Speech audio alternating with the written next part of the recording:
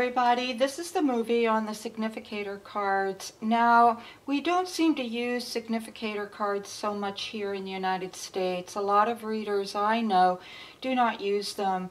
They are very much used in the UK, and the word significator is just another word for representative of a person primarily. Now, when one is doing a reading and they are doing a reading for themselves, let's say, then they might pick a card out of the deck that they feel most represents them.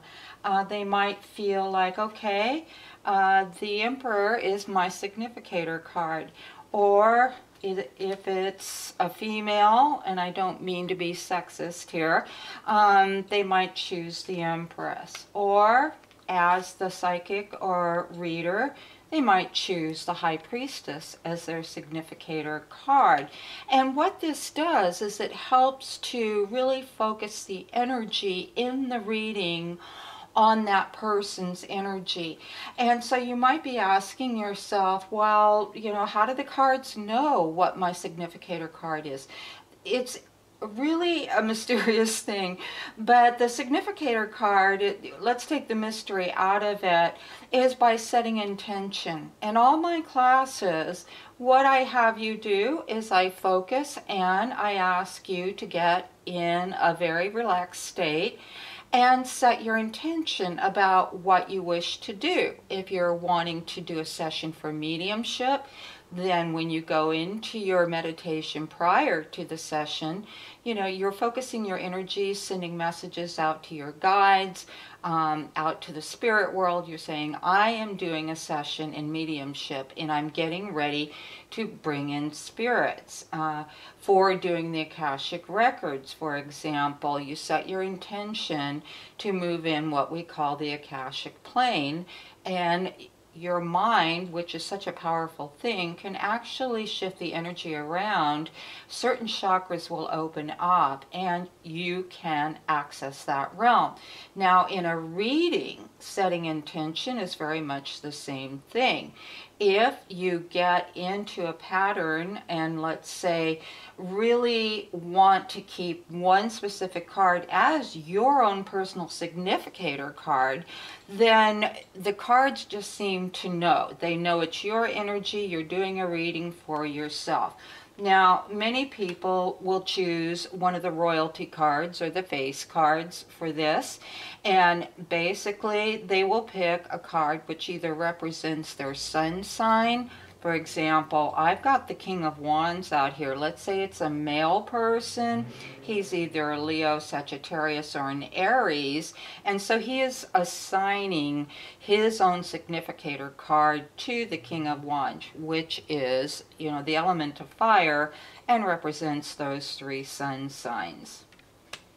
If you're doing a significator card for your client and they come to you, and they tell you, I have this new person I met. This gentleman is younger. He's about 27 years old. He is an air sign. I always try and find out the astrological sign according to the birthday. We know that air signs are not Sagittarius, but they're Libra and Aquarius and Gemini. So this gentleman's Gemini, and so in the reading you would possibly choose the Knight of Swords, because remember, swords is ruled by the element of air. So it's one of those three signs.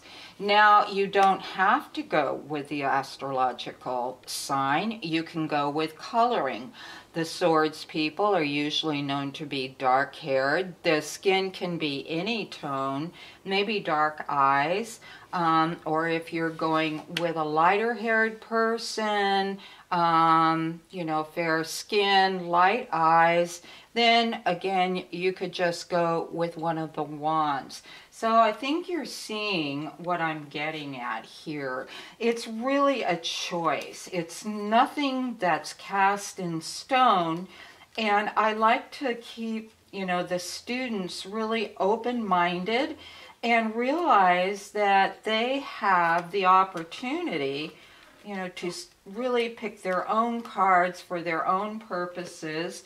Here's an air sign person, or possibly a dark-haired person. We know that the swords people are very stern. They're very intellectual. The King of Swords, for example, could represent someone who's a lawyer or professor or something like that. Here we have the Knight of Cups. Everyone likes to see that in their cards. So you could actually set the significator card for a reading about love and start with the Knight of Cups. So again, what I want to say here about significators is you really can use just about any system that you want to. You can use the astrological sun sign to represent a person. You could use coloring, or you could even use an occupation that is very often associated with a certain card. For example, if you want to choose a woman, maybe it's a boss at work, Queen of Pentacles very often represent a woman, a career woman, someone who's very strong-minded or strong-willed. And Queen of Pentacles is someone who really wants to get things done, but they're usually pretty grounded and they're usually pretty fair. Unless you start with a significator card that's reversed and that person is anything but fair or business-minded. They think they are, but maybe they don't have the acumen like they think they do.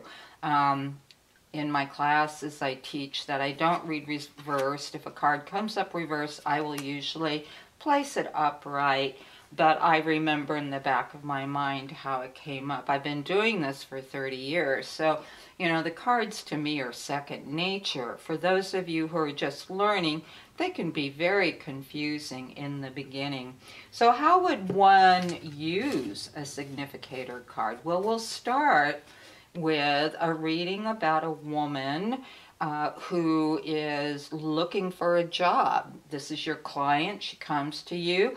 She's a career woman. She's looking for a new position that's possibly managerial, somewhere where she can use all her talents, really shine, and really do a lot of good in the job that she's looking to acquire. So you would choose as the significator card, before you lay any other card down in the specific spread that you're using, you would start with that kind of personality.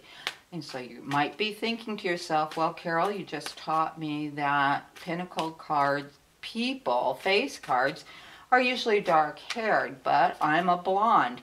It doesn't matter. Remember, it's about setting an intention. So you might be thinking to yourself, hey, Carol, you just taught us that pentacle card people, the face cards, are usually dark-haired, and I'm a blonde, So your client comes to you and they're a blonde and they're looking for that perfect job.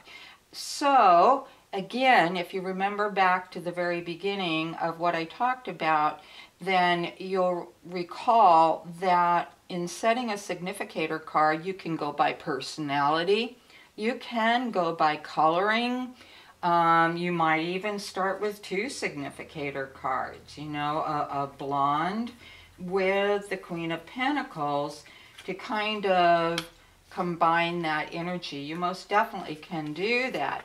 And remember, the question asked is, a woman came to you and she's looking to get a new job. So the reading isn't about personality or sun sign or hair coloring. It's about finding that new job. So you could start the reading with those two cards down there, combining the energy of a very strong businesswoman, possibly managerial type, career type, with the hair coloring of blonde. Now, you haven't learned the Celtic Cross yet. Some of you watching this movie, of course, you've already been reading the cards.